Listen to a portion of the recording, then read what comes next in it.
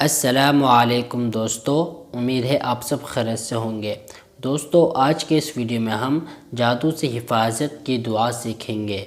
آئیے شروع کرتے ہیں۔ جادو سے حفاظت کا نسخہ: اعوذ بوجہ اللہ العظیم الذی لیس شیء اعظم منہ وبکلمات اللہ التامات التی لا یجاوزہن بر ولا فاجر وبأسماء اللہ الحسنى كلها ما علمت منها وما لم أعلم من شر ما خلق وبرأ وذرأ۔